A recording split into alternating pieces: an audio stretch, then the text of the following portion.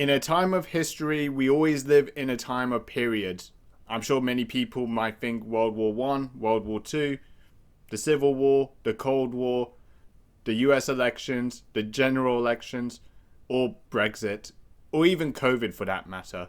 The point is, there's always a time of history that people will live off and talk for the next few years. And as much as those times of history, the many generations will talk over for the next few years, Hollywood is living in a period of its own that I think will get talked about for the next few years, which I think is very much known to anyone.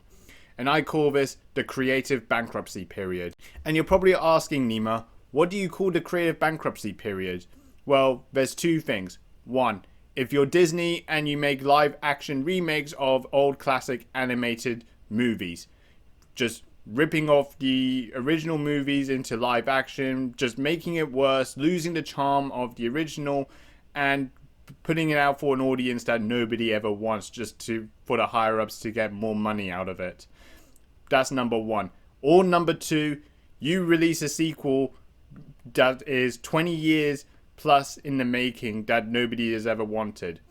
Maybe Gladiator 2 for that matter, or maybe Beetlejuice 2, that's 30 plus years later.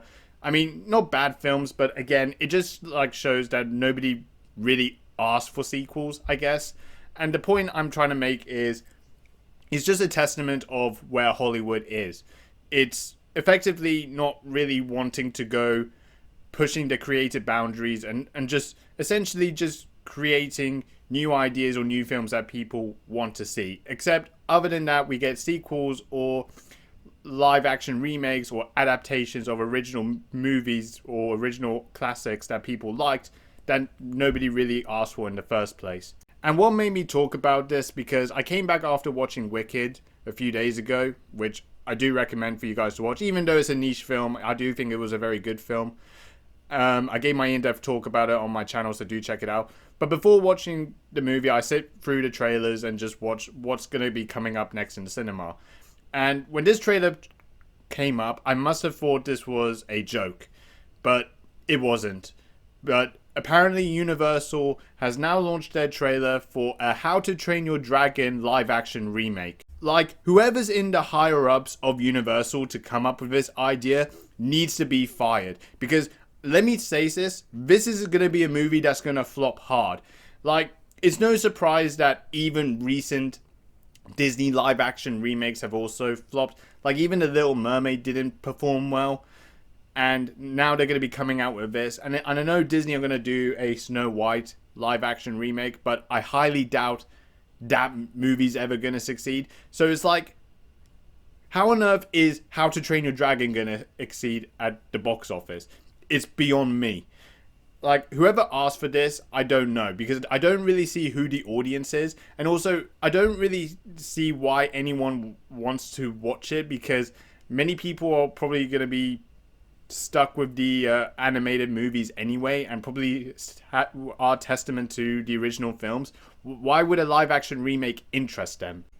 What this is effectively is Universal just being like Disney, just releasing a charmless, bogged down version of an animated classic. That's literally it. And all this is just for more money, thinking that somehow people think, oh, I love How to Train Your Dragon, the anime movie's so great, oh my god, live action remake, drooling out of my mouth, thinking that somehow this was going to interest me.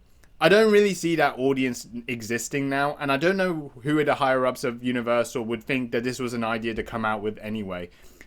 If I had to really point at any movie flopping right now, this is the movie that needs to flop. And I really hope it does flop, because higher ups at these studios need to actually think what's making them lose money. And it's movies like this, because people want original ideas. They don't want to be stuck with ideas like live action remakes or sequels or anything like that that's just not going to make people really invested or interested in seeing these films in the first place. So I really think How to Train Your Dragon live action remake, I really do not think is going to succeed at all.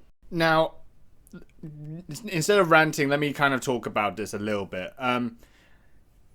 This is kind of more or less not surprising for many people that a live action remake is coming out. I mean, it's very obvious that there's lots of movies nowadays that are doing live action remakes. Like even Disney are doing another Lion King live action remake, which is Mufasa, which again I'm not really confident that movie's gonna succeed as well. Even it's a Lion King film, but there is a real issue with a lot of these studios doing these films. The main reason is because I think studios are losing too much money as things are right now.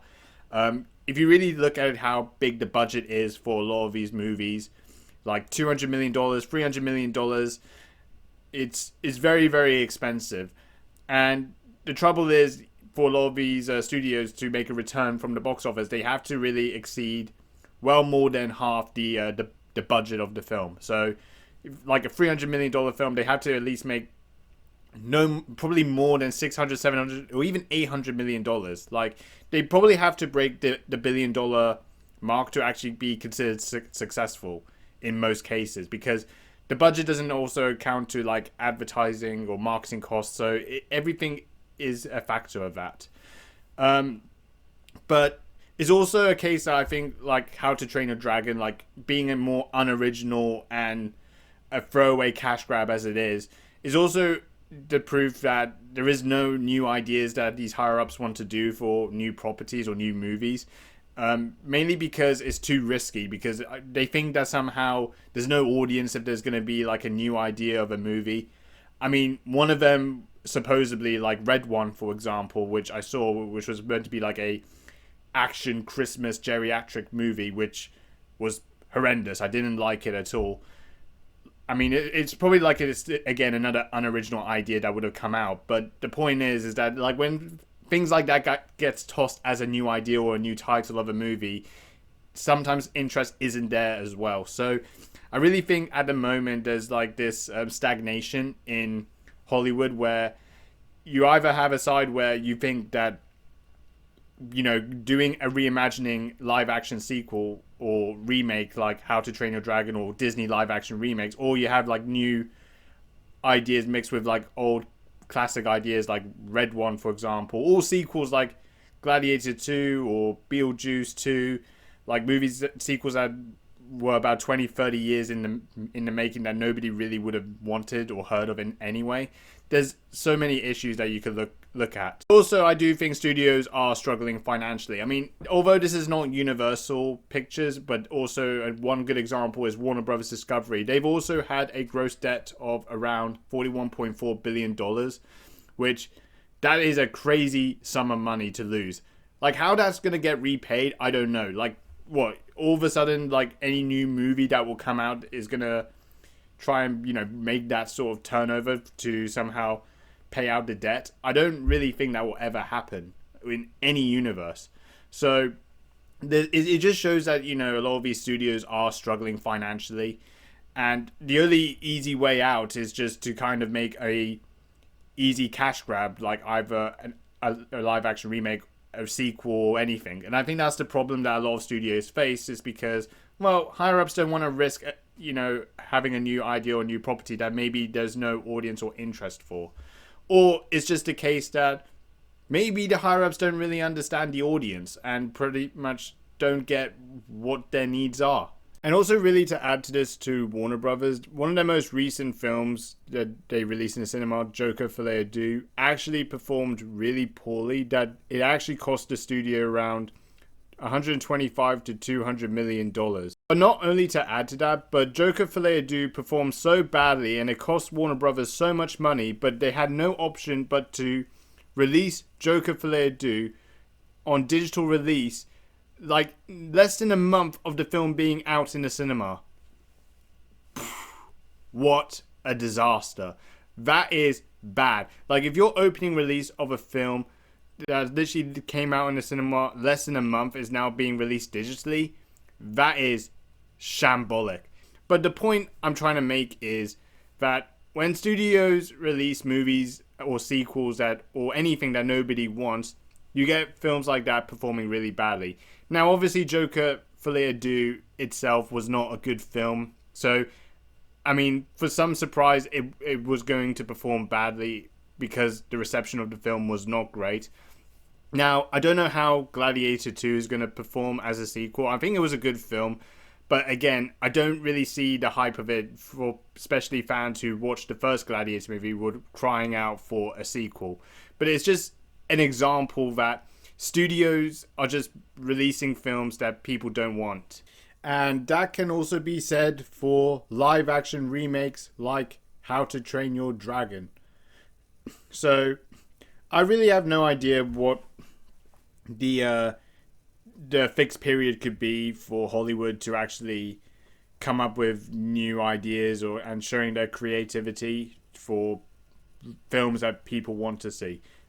I think there's going to be a trend, I think, for the next few years that we're probably going to see more of these sort of live action remakes, sequels, or adaptations coming out. It just shows that Hollywood is really on its crutches when it comes to coming up with new ideas. Like I said, I rather want to see new ideas and new concepts coming to the cinema. Like probably one of the most recent new concepts I have seen, which kind of is a new concept, but it did kind of had old takes from, old classics as well, is The Substance. That was a very polarizing movie, but I really liked it. But it's going to be very rare to see movies like that, or really anything like that, because I think at the moment now, with a lot of these studios, they are losing so much money. Like Warner Brothers case, for example. I think the same could be said about Disney, as well as, I don't know about Universal's finances or anything like that, but it just shows that, a lot of these, sequels and live action remakes or anything that Hollywood releases, it's not for the best interest for the audience. And I think it's a real disparity between what the audience want and what studios release. So I really hope that maybe there can be a change. Now, in the case of this movie, how it's going to perform in the box office, it's going to be a long time until this How to Train Your Dragon live action remake will release. But I will not be surprised that this movie will not make any money. Like, it will probably lose, it wouldn't lose the amount that Joker 2 lost, but I wouldn't be surprised it will lose the studio money. That's about it. Yeah, let me know what you think about this whole take, especially like what you think of where Hollywood goes, or what you think of How to Train Your Dragon live action remake, if that's what it is. But yeah, I hope you guys enjoyed the video. Please like, comment, subscribe, dislike if you want to dislike. Thank you for watching, and yeah, that's about it. See you later.